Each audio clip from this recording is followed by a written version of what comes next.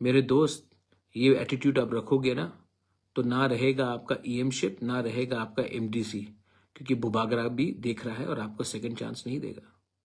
मैं देख रहा हूं कि थोड़े दिन से बहुत लोग स्पेकुलेट कर रहे हैं कि हमें आवाज़ उठाना चाहिए कि नहीं, जब कहीं में अन्याय होता है।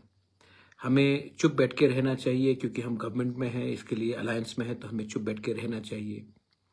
अगर कहीं में कम्युनल क्लैशेस हो रहा है, हिंदू मुस्लिम का कम्युनल क्लैशेस हो रहा है, या क्रिश्चियंस के अगेंस्ट कुछ हो रहा है, या हिंदू को मारा जा रहा है, तो हमें चुप रहना चाहिए कि नहीं। मैं अपने लोगों को, अपने वॉरियर्स को, अपने लोगों को, अपने समाज को, अपने दोभा को एक बात बोलना चाहता हूं। इंसान पावर में काम करने के लिए आता है, पावर में आकर सुस्त बनकर बैठकर चुप रहने के लिए नहीं आता है। तो कहीं में भी आपको अगर लगे, अगर आपको दिल में लगे कि कुछ गलत हो रहा है, कोई गलत काम कर रहा है, कोई कम्युनल टेंशन फैलाने की कोशिश कर रहा है, कहीं में करप्शन है, तो आपको, आपका अधिकार है आवाज उठाने के लिए। तरीके से उठाइए, लेकिन जरूर उठाइए। हर चीज में पॉलिटिक्स लाना भी जरूरी नहीं है। बादल त्रिपुरा को मारा गया पुलिस स्टेशन के अंदर, आज जिन्होंने मारा है उनको अरेस्ट किया गया है, लेकिन सिर्फ अरेस्ट से कुछ नहीं होगा, हमें कॉम्पनसेशन भी चाहिए, और जो मरा है उनकी फैमिली को भी नौकरी चाहिए। ये बात पॉलिटिक्स करके भी कर सकते हैं और बिना पॉलिटिक्स करके भी कर सकते हैं, लेकिन इसमें सबसे पहले हम सबको एक होना पड़ेगा, एक आवाज में। अगर आपको सिर्फ जिंदगी में पार्टी ही को आगे बढ़ाना है, जैसे जितेंद्र चौधरी करते हैं, तो उसका पार्टी ही आगे रहेगा, तिपरा लोग पीछे ही रहे।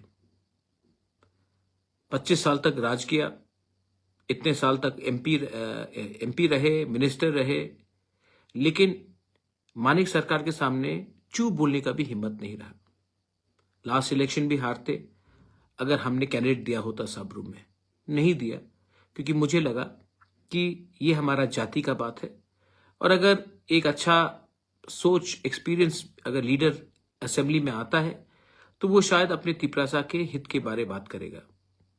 लेकिन गलती मुझसे हुई है, मुझसे गलती हुई है, और मैं अपना गलती को स्वीकार करता हूं। मुझे असली लोगों को परखने का ज्यादा समझ होना चाहिए था। आप देखेंगे बहुत लोग हैं जिनको मैंने जिताया है, लेकिन वो लोग मेरा बात नहीं सुनते। गलती उनकी नहीं है, गलती मेरी है, क्योंकि मुझे लगा कि एक तिपरासा को हेल्प कर सकता है।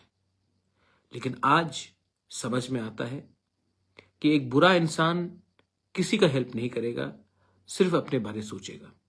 एक स्वार्थ इंसान किसी के बारे नहीं सोचेगा, सिर्फ अपने बारे सोचेगा। बहुत चीज और है। अभी वीसी इलेक्शंस होने वाला है। मैंने उस दिन सुना कि जो हमारे ब्रू सेटलमेंट्स हैं वहां में वीसी का नाम नहीं दिया जाएगा। ये एकदम गलत बात है। आज अगर हम वो 13 सेटलमेंट्स में ब्रू को वीसी का एक चांस नहीं देते हैं, तो कल जब हम लोग नहीं रहेंगे तो कोई चांस देने वाला है? क्या गारंटी है कि फ्यूचर में क्या होगा? सब लोग बोलते हैं अरे वो उनका प्रॉब्लम है, हमारा प्रॉब्लम अलग है। नहीं, हमारा सबका प्रॉब्लम एक ही है कि हम पहले अपने बारे सोचते हैं, ना कि अपने दोफा, ना कि अपने कम्युनिटी के बारे। हम सबसे पहले अपने बारे सोचते हैं, ना कि अपने देश के बारे, ना कि अपने राज्य के बारे। और आज जो हमारा परिस्थिति है वो इसलिए है क्योंकि हमने हमेशा खुद का एजेंडा पहले रखा और लोगों का एजेंडा को पीछे रखा। और ये बहुत इजी बात नहीं है। उस दिन मेरा इंटरव्यू हो रहा था, मैंने देखा है ईस्ट मोजो में मेरा इंटरव्यू हुआ। सब कह रहे थे, वो इंटरव्यूअर भी कह रहा था लोगों का क्या होगा, जो गरीब है उनका क्या होगा, जिसको नौकरी चाहिए उनका क्या होगा, उनके बारे अभी थोड़ा कॉम्प्रोमाइज कर दो।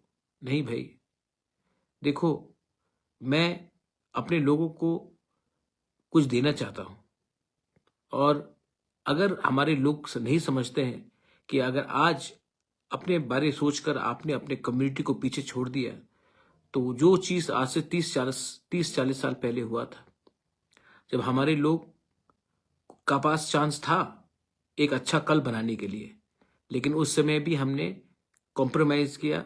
और क्या किया हमने? कॉम्प्रोमाइज करके हमें लगा कि हमारा जिंदगी बन जाएगा।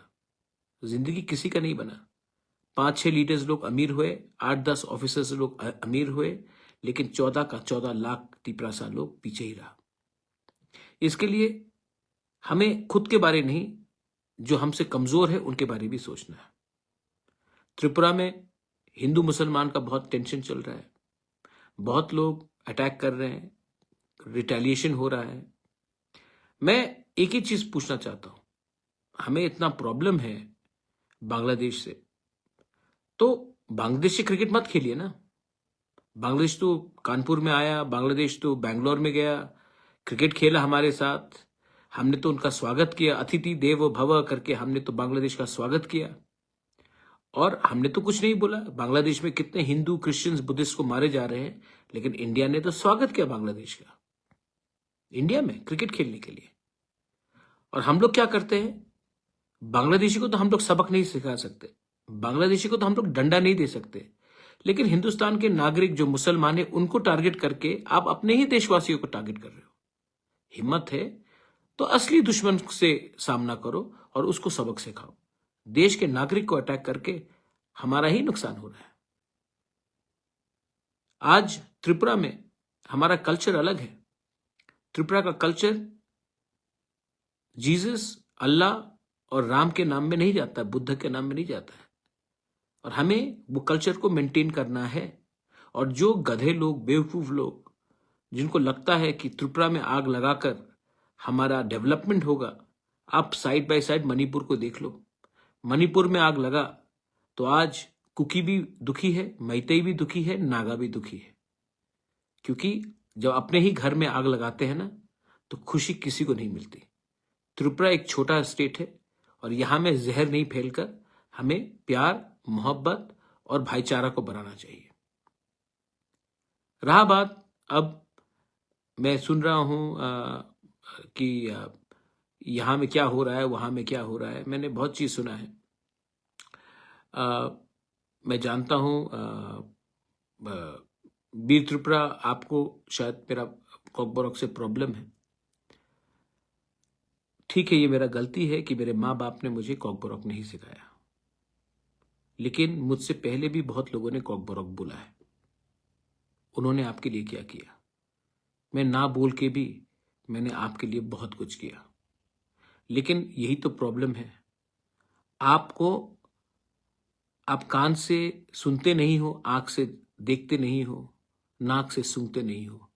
आप सिर्फ पॉलिटिक्स करते हो, आप सिर्फ किसी का बुराई देखते हो। किसी का अगर बुराई देखना है तो आपको भगवान में भी बुराई दिखाई पड़ेगा, और अगर आपको अच्छाई देखना है तो जो आपका शत्रु है, जो आपका दुश्मन है, उसमें भी you will see goodness. All religions, whether it is in the church, temple, Islam, mosque, monastery, they teach you to find a goodness in someone. सबके अंदर कुछ ना कुछ अच्छाई होता है, लेकिन आपको अगर सिर्फ नेगेटिव ही चीज सुनना है, वेल बीर त्रिपुरा, आप नेगेटिव ही रास्ते में जाओगे। मैं आपके लिए मैं आपको खाना देना चाहता हूं, आप मुझे जहर देना चाहते हैं। आप मुझे मारोगे तो आपको क्या मिलेगा?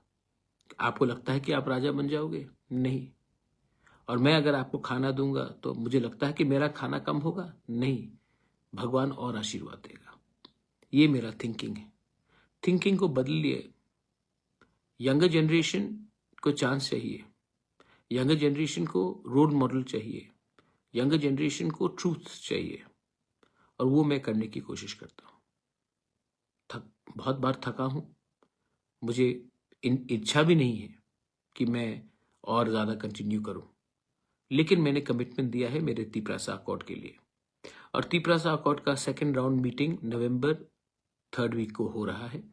मैं ये आपको इन्फॉर्म करने के लिए आया हूं।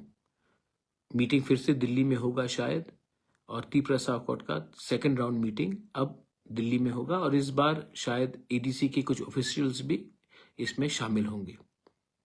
ये आसान काम नहीं है, ये काम बहुत मुश्किल है।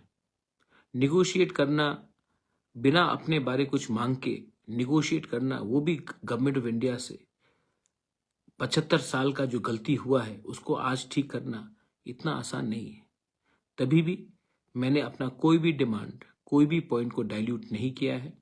आप जानते हैं कि जिस दिन मैं अपना पॉइंट को डाइल्यूट करूंगा हमारा पोजीशन कमजोर होगा, और जब तक हमें बहुत चीज नहीं मिल जाता, लैंड राइट्स नहीं मिल जाता, मोर सीट्स इन द असेंबली नहीं मिल जाता, जो डायरेक्ट फंडिंग नहीं मिल जाता, हमारा पॉलिटिकल रिप्रेजेंटेशन और स्ट्रांग नहीं हो जाता है, इकोनॉमिक कंडीशन और ठीक नहीं हो जाता है, सेंट्रल यूनिवर्सिटी नहीं आता है, एम जैसा हॉस्पिटल नहीं आता है, तो जब तक ये सब नहीं आएगा तब तक मैं अपना ओरिजिनल पोजीशन को तो कमजोर नहीं करूंगा, क्योंकि ये इतिहास गवाह है, कम मांगोगे तो कम मिलेगा, ज्यादा मांगोगे तो ज्यादा मिलेगा।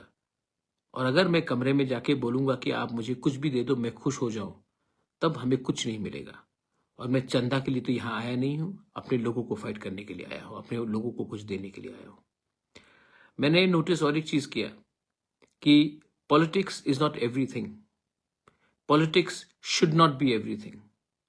Commitment to community, commitment to your people, commitment to a better tomorrow is more important. And if you want a better tomorrow, don't play politics with your people.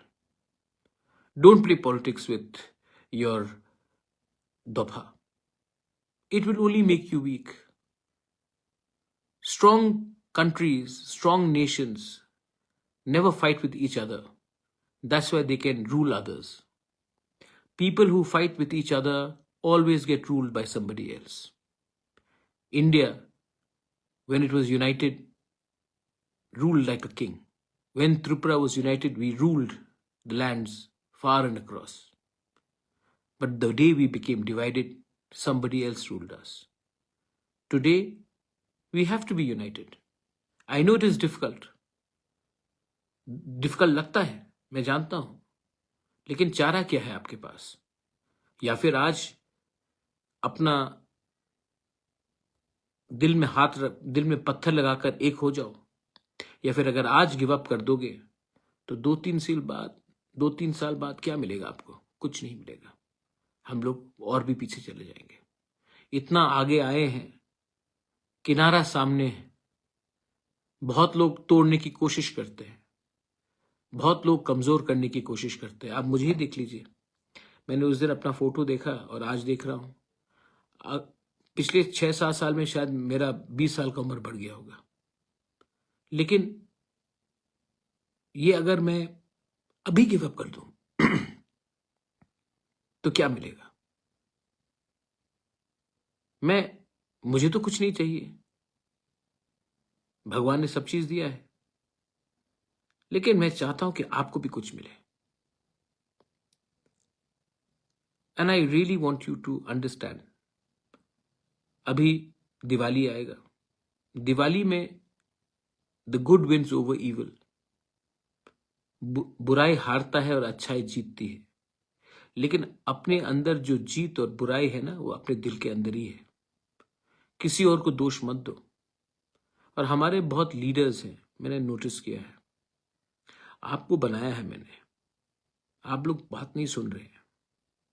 अगर आप लोग बात नहीं सुनेंगे तो मेरे पास जो असली ओरिजिनल वॉरियर्स थे, जो मेरे संग एनजीओ से तिपरा मोथा में आए, वो टाइम भी उनके पास कुछ नहीं था, आज भी उनके पास कुछ नहीं है, लेकिन मैं जानता हूं कि वो लोग रियल वॉरियर्स थे। तो एक बात आप समझ लीजिए, मैं भी देख रहा हूं कौन काम कर रहा है और कौन लीडरबाजी कर रहा है।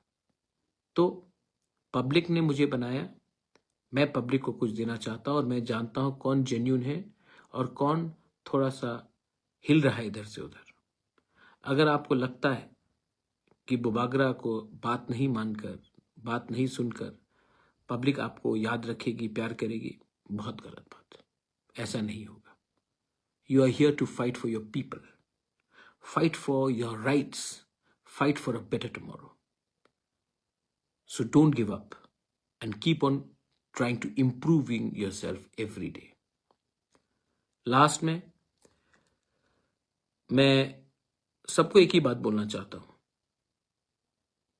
हमने अलायंस किया है अकॉर्ड के लिए। हमने अलायंस 2 लोगों को मंत्री बनाने के लिए नहीं किया। हमने अलायंस किया क्योंकि एडीसी में फंडिंग आए और हम लोग अपने लोगों को हेल्प कर सके। लेकिन सिर्फ ईएम्स को गाड़ी में इधर से उधर घूमने के लिए नहीं। हमने मौथा बनाया सब वॉरियर्स को ऊपर से लेकर नीचे तक ग्राउंड में काम करने के लिए।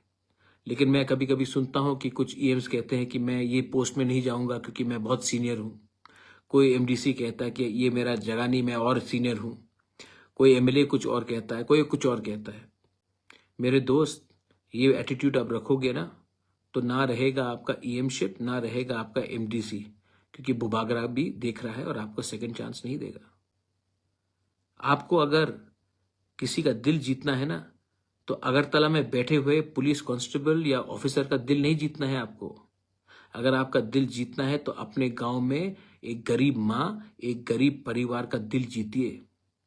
ये जो गाड़ी आपको मिलता है, जो कॉन्वॉय आपको मिलता है, जो लोग सैल्यूट करते हैं ना आपको, जिस दिन आपको टिकट नहीं मिलेगा, जिस दिन आप हार जाओगे ना, 2 मिनट में ये सैल्यूट भी बंद हो जाएगा, गाड़ी भी बंद हो जाएगा।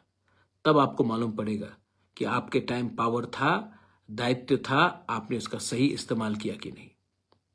अहंकार ही आपको डुबाएगा और प्यार ही आपको जिताएगा। चॉइस आपका है।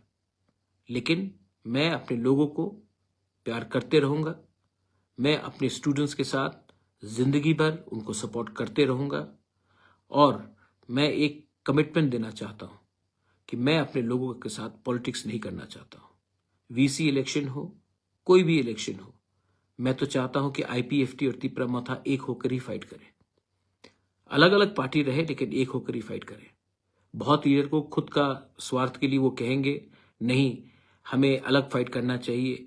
लेकिन मैं जानता हूं पब्लिक चाहती है कि हम सब एक हो जाए, क्योंकि पब्लिक कभी कभी लीडर से ज्यादा समझदार होती है। क्योंकि पब्लिक पूरा समाज के बारे में सोच रहा है और लीडर सिर्फ अपना एरिया या अपना परिवार के बारे। अगर लीडर ऐसा सोचेगा तो वो लीडर डूब जाएगा। That's why I am again requesting everyone, think about थानसा, थिंक अबाउट पीपल। मेरा जो दिल्ली में मीटिंग है उसमें मैंने 25 सीट्स मांगा है out of 60 in the assembly. मैंने डायरेक्ट फंडिंग मांगा है, मैंने लैंड राइट्स मांगा है, मैंने 8 शेड्यूल में Kokborok, other Tiprasa native languages including dialects like Kaubru, you have Halam language, you have Ranglong, Darlong, उनको भी मैंने कहा है कि 8 शेड्यूल में लाने के लिए।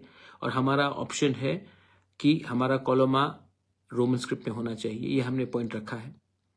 हमने कहा है कि हमारे जो पट्टा देने का अधिकार, लैंड राइट्स का अधिकार, ये सब हमारे एडीसी के पास होना चाहिए, क्योंकि आज भी तिपरासा अपने गांव में रहकर अपना जमीन का मालिक नहीं है।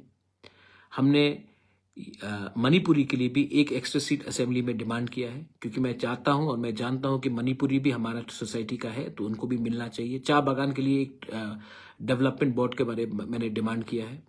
मैंने कहा है कि हमारा जो फंडिंग है आज के दिन वो स्टेट के थ्रू नहीं, सेंटर के थ्रू होना चाहिए। एक मैकेनिज्म होना चाहिए।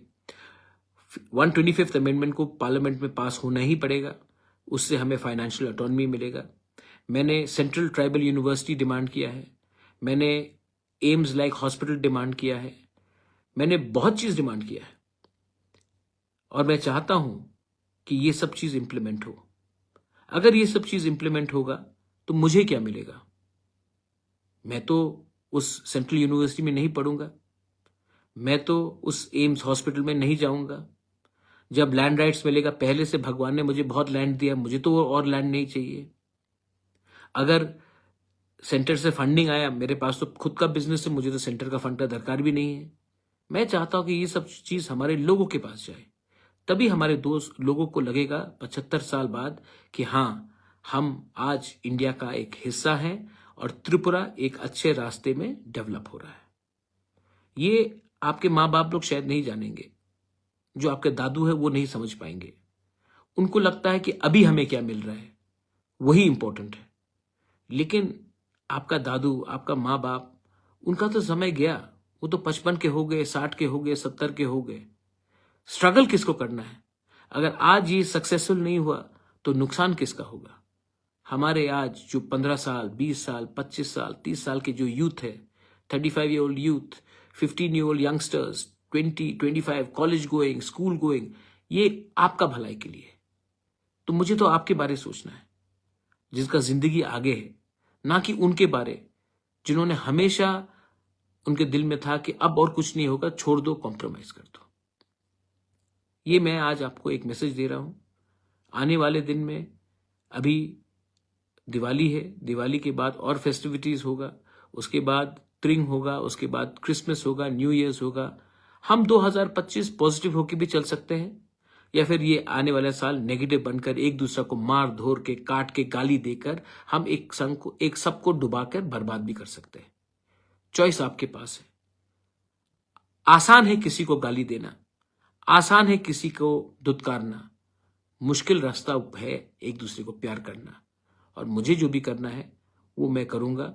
मैं मोहब्बत को फैलाऊंगा, सबको आदर करूंगा, और जो मुझे ठीक लगता है, मेरे लोगों के लिए ठीक लगता है, मैं वो करूंगा। बेलाइनो हम bye. Thank you. God bless you.